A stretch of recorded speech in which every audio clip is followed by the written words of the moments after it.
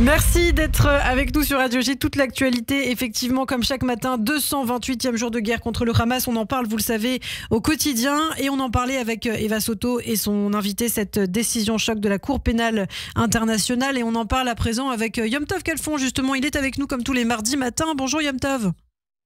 Bonjour Ilana. Merci d'être avec nous. Vous venez de l'entendre, effectivement, l'avocat Emmanuel Altit parler des conséquences peut-être pour Israël. Alors, votre réaction d'abord quand vous avez appris justement que le procureur de la CPI voulait poursuivre à la fois Benyamin Netanyahou et Yoav Gallant et en même temps mettre finalement un petit peu sur le même plan les dirigeants du Hamas. Figurez-vous, quand cela a été annoncé, je me retrouvais à la Knesset invité pour une interview dans un panel sur d'autres sujets, et j'avais face à moi par exemple un ancien député de gauche, d'extrême gauche, Meretz. Et aussi bien lui et moi qui viens de la droite étions d'accord que cette décision du procureur Khan est une décision scandaleuse. Et c'est un peu cela qu'il faut le dire au niveau du point de vue en Israël. 106 députés hier ont signé une déclaration officielle rejetant totalement cette décision. Cela veut dire qu'Israël fait front de manière unie. Aussi bien, donc on va de l'extrême gauche à la droite nationaliste, sans aucun lien avec l'identité ou le parti politique du Premier ministre actuellement en place ou du ministre de la Défense. Parce qu'on comprend bien que ce que fait le procureur Khan, c'est attaquer en réalité Israël dans son ensemble, c'est attaquer les soldats de Tsahal et pas seulement la personnalité qui aujourd'hui est au pouvoir ou qui siège au ministère de la Défense. C'est renier à Israël son droit à la légitime défense, à l'autodéfense face aux crimes, au massacre, au pogrom du 7 octobre. Et donc, je crois que d'abord et avant tout, il faut rejeter cette décision, cette demande du procureur Khan d'un point de vue éthique. Rien que le fait d'avoir présenté sur une même échelle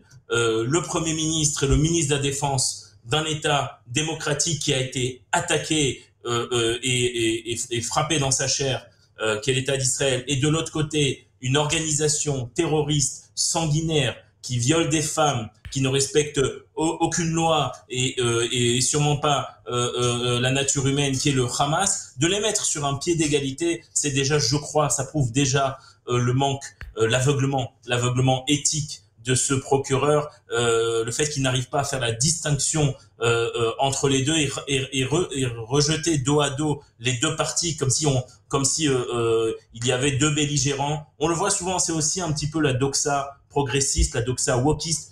C'est un peu en même temps aussi qu'on a malheureusement dans certains couloirs du gouvernement français, on a vu la déclaration qui, je crois, est malheureuse du gouvernement français en réaction à cette décision.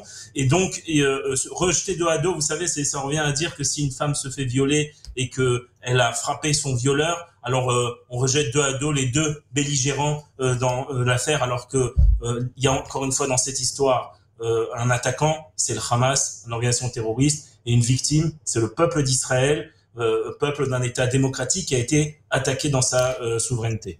Alors, en tout cas, beaucoup de réactions suite à cette demande en Israël. Israël ne commet pas de génocide à Gaza, c'est ce qu'a rappelé le président américain Joe Biden. De son côté, le président israélien Yitzhak Herzog estime que le procureur Karim Khan, comme vous le dites, favorise le terrorisme. Aujourd'hui, quelles sont les possibilités d'Israël de réplique, peut-être de riposte, Yom Tov?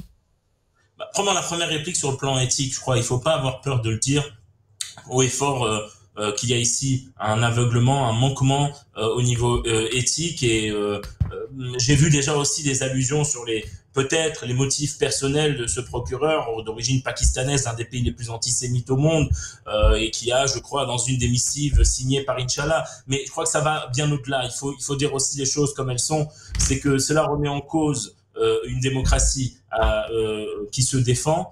Cela remet en cause aussi, ça c'est la première fois que des mandats d'arrêt sont demandés contre un Premier ministre, un président d'une démocratie. C'est-à-dire que jusqu'à présent, les mandats similaires qui ont eu lieu ont eu lieu contre des dictateurs de pays africains essentiellement et contre Poutine.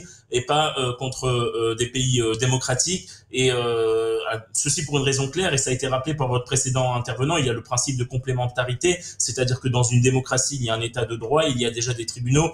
Je crois qu'Israël est un des pays au monde avec le système juridique, et je suis bien placé pour en parler étant avocat de profession, l'un des pays avec le système juridique le plus efficace et le plus activiste au monde, comme ça a été rappelé. C'est un pays qui a déjà envoyé des premiers ministres et des présidents en prison. Donc en attaquant Israël ici, on remet en cause aussi la démocratie israélienne, le principe de complémentarité, le fait qu'un pays, Israël n'est même pas signataire du traité de Rome, je vous le rappelle. Donc on bafoue toutes les règles du droit, les règles internes à la CPI, car apparemment il y a derrière tout cela d'autres intérêts, plus de l'ordre politique, dans le cadre d'une croisade qui est menée par les islamistes et leurs alliés wokistes, progressistes.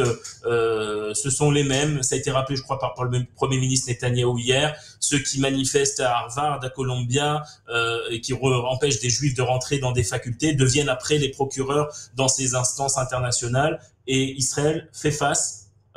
Et je crois que n'est pas seul au monde, et je le dis clairement, il ne faut pas avoir peur à y aller et à le dire haut et fort, remettre en cause tant au point de vue juridique qu'au point de vue éthique, évidemment au niveau des faits, mais je ne m'attarde même pas sur les faits. Je crois que c'est évident pour tout le monde qu'Israël, dans les faits, respecte peut-être plus que n'importe quel autre pays au monde le droit humanitaire et le droit international. Merci beaucoup Yom Tov Khalfon, merci d'avoir été avec nous pour cette mise au point ce matin sur Radio J. On vous retrouve chaque semaine sur Radio J. Merci. Radio J.